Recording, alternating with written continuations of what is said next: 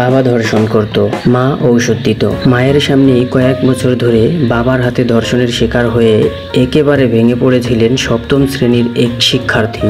থানা, পুলিশ বা বাইরের কাউকে ঘটনাটি বলার সাহস ছিল না তার। কিন্তু নারী ও শিশু নির্যাতন বিষয়ক কাউন্সিলিং থেকে অনুপ্রাণিত হয়ে হায়না বাবার কুকীর্তির কথা শিক্ষককে জানালে বিষয়টি আলোড়ন সৃষ্টি করে। ঘটনাটি ভারতের মুম্বাইয়ে।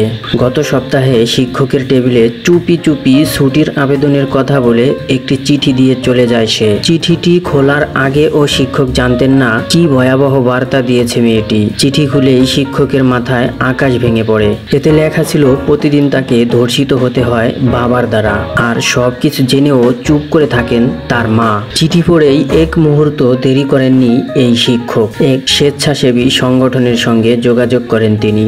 তাদের সাহায্যেই গত সোমবার মুম্বাই এর ভাসি থানায় বাবা মায়ের বিরুদ্ধে ধর্ষণের মামলা দায়ের করা হয়েছে। 13 বছরের সপ্তম শ্রেণীর ছাত্রী চিঠিতে লিখেছিল, আমার বাবা আমাকে ধর্ষণ করে, মা সব জেনেও আমার সাহায্যে এগিয়ে আসে না। পুলিশ জানিয়েছে অভিযুক্ত বাবা একজন ফল বিক্রেতা, বয়স 45। পুলিশকে মেয়েটি জানিয়েছে, মায়ের সামনেই বাবা আমাকে ধর্ষণ করত।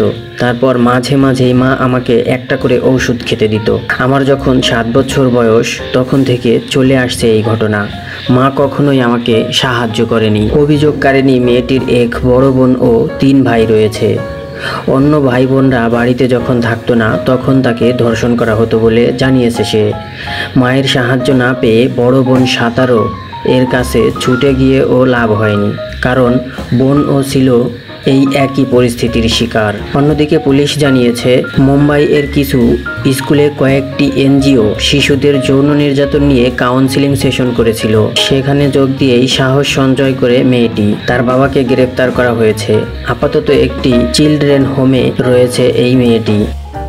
লাইক, কমেন্ট ও শেয়ার করুন। চ্যানেলটি এখনই সাবস্ক্রাইব করুন।